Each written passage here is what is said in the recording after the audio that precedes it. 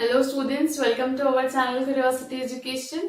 आज हम एक और बहुत छोटा सा टॉपिक है बट डेफिनेशंस वगैरह थ्योरी टॉपिक में ही बोर्ड भी पूछ सकते हैं आपसे। That is pseudo first order reactions क्या होती है। सूडो टर्म का मतलब क्या होता है, आपने पढ़ा होगा इस टर्म को। सूडो मतलब फॉल्स होता है। अब कैसे फॉल्स है दैट विल सी नाउ। समझिए, पहले अपन क्या करते हैं, इसकी डेफिनेशन लिख लेते हैं। Those reaction which are not truly of first order but under certain conditions become the first order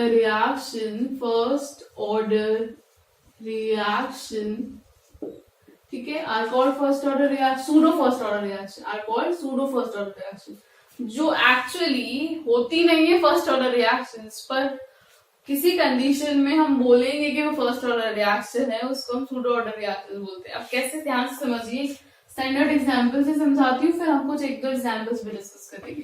ध्यान से देखिए इसमें क्या हो रहा है। अगर दो रिएक्टेंट है A प्लस बी कंबाइन होकर हमें एक प्रोडक्ट दे रहे हैं C।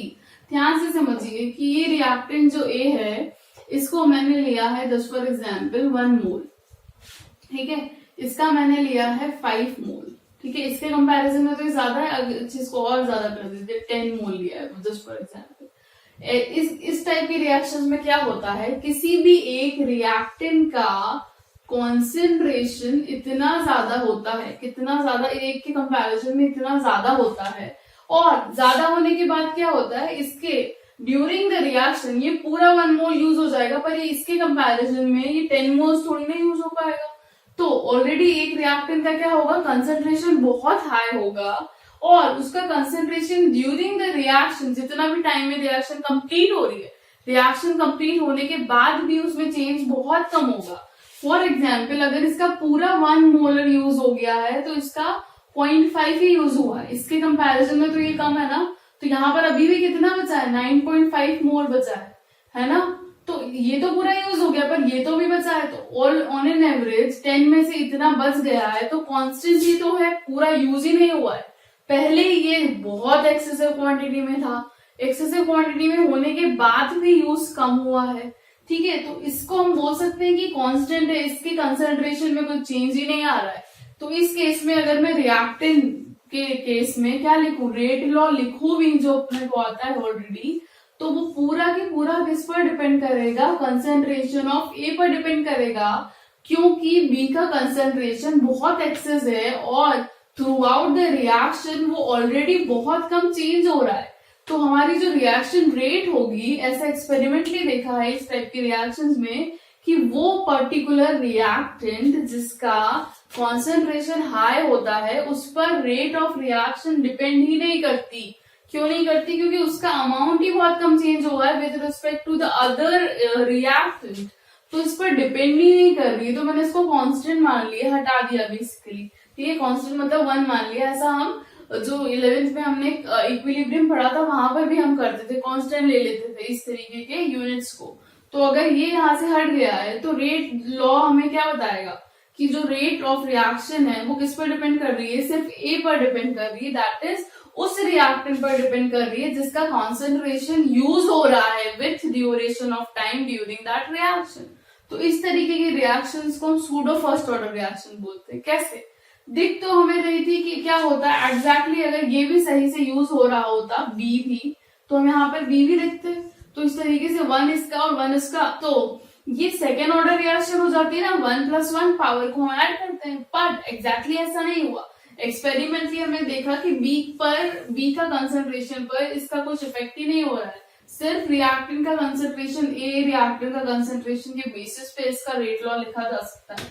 तो इस तरीके की रिएक्शन जो ट्रूली फर्स्ट ऑर्डर की तो नहीं है, नहीं दिख रही है, तो सेकेंड ऑर्डर की दिख रही है, हमें यहाँ से भी हम निकाल सकते हैं। बट एग्जैक्टली कैसे आती है, फर्स्ट ऑर्डर आती है, उनको हम pseudo first order chemical reaction बोल सकते हैं। सूडो मतलब फॉल्स, ऐसा है नहीं, बट कुछ कंडीशंस की वजह से ऐसा हो रहा है।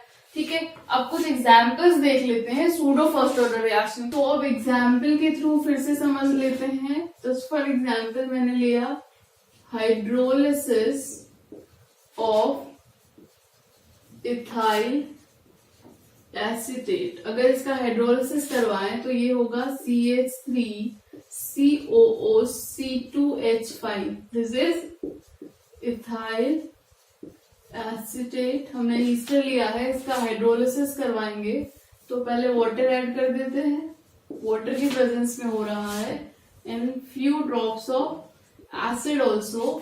This will convert into C2H5OH plus CH3COOH। ठीक है, और ये जो वाटर है ये बहुत क्या है, एक्सेस में प्रेजेंट है। क्योंकि वाटर बहुत एक्सेस में प्रेजेंट है, अगेन वही होगा, इथाइल एसीटेट के कंपैरिजन में जो वाटर का कंजप्शन है थ्रू आउट द रिएक्शन वो नेग्लिजिबल होगा, इसलिए हम इस वाटर को कांस्टेंट मान लेंगे, दैट इज 1। और इस पर्टिकुलर रिएक्शन के लिए भी हम जब रेट लॉ लिखेंगे तो एक्सपेरिमेंटली रेट लॉ की वैल्यू क्या आई, that K depends upon ethyl acetate only, CH3COOC2H5। ठीक है, क्योंकि वो इसकी वैल्यू 1 आ गई तो into 1 that would be this only. ठीक है, तो rate of the reaction depends upon this only. तो ऐसी रिएक्शन अब आप इसमें दोनों निकाल सकते हैं। अगर मैं इस पर्टिकुलर रिएक्शन के लिए आपको बोलूं कि आप निकालिए मोलिक्यूलैरिटी और ऑर्डर, तो क्या होगा। अगर मैं मोलिक्यूलैरिटी बोलूं तो वो हम रिएक्शन को देख के थियोरेटिकली बता सकते हैं, that we have already discussed. तो यहाँ पर 2 रिएक्टिंग स्पीसीज है तो मोलिक्यूलैरिटी कैसी होगी, 2। वेयर एज जब हमें ऑर्डर निकालना होता है तो हमें रेट लॉ लिखना होता है, और रेट लॉ के बेसिस पे हमें पता चला कि सिर्फ इसी की कंसेंट्रेशन पर डिपेंड कर रही है इथाइल एसीटेट पर, और इसकी पावर में भी 1 है तो इसका ऑर्डर क्या हो गया, 1। तो आप यहाँ से ये कंसेप्ट भी रिवाइज हो गया। हो सकता है वो आपको इस तरीके से रिएक्शन दे दे और पूछ लें।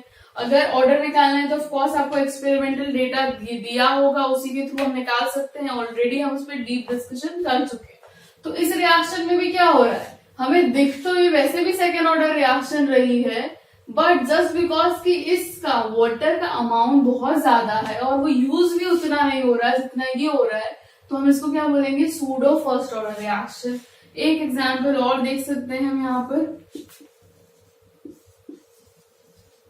Hydrolysis of cane sugar. अगर हम ये एग्जाम्पल देखें तो ये क्या है, sugar C12H22O11। This is sugar on adding excess amount of water it converts into C6H12O6 plus C6H12O6। ये हो गया ग्लूकोज, ये हो गया फ्रक्टोज। आपको फॉर्मूला सेम दिख रहा होगा पर इनके स्ट्रक्चर्स डिफरेंट होते हैं, हाँ, क्योंकि same number of carbon sugars हैं तो आपको सेम दिखेगा, पर आप जब इनका स्ट्रक्चर समझेंगे आगे ऑर्गेनिक में जाके तब आपको इनमें डिफरेंस समझ में आ जाएगा। अभी आप इनको ऐसे ही याद रखिए। वैसे तो हमें प्रोडक्ट से कोई मतलब नहीं होता जब हम क्या पढ़ रहे हैं, रिएक्टेंट्स रेट कांस्टेंट लिख रहे हैं।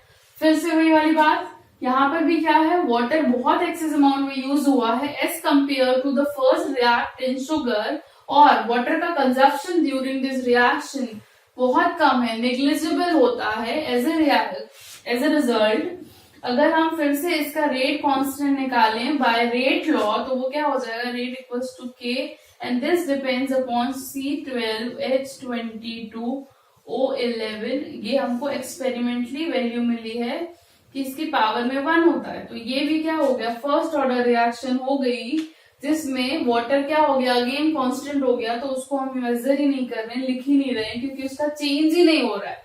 ठीक है, कंसंट्रेशन में चेंज ही नहीं हो रहा है। यही हम हमने स्टैंडर्ड में भी यही समझा था, इस एग्जाम्पल नंबर 1 में भी यही समझा, 2 में भी यही समझा, क्या कि यहाँ पर जो एक्सेस में वाटर है उसका consumption through out the reaction change नहीं हो रहा है, कांस्टेंट है। इसलिए जब हमने रेट लॉ निकाला एक्सपेरिमेंटली तो वहां पर से हमें क्या मिला कि जो रेट ऑफ द रिएक्शन है वो इस केस में सिर्फ इथाइल एसीटेट पर डिपेंड कर रहा है, इस केस में सिर्फ शुगर पर डिपेंड कर रहा है, वाटर पर डिपेंड ही नहीं कर रहा।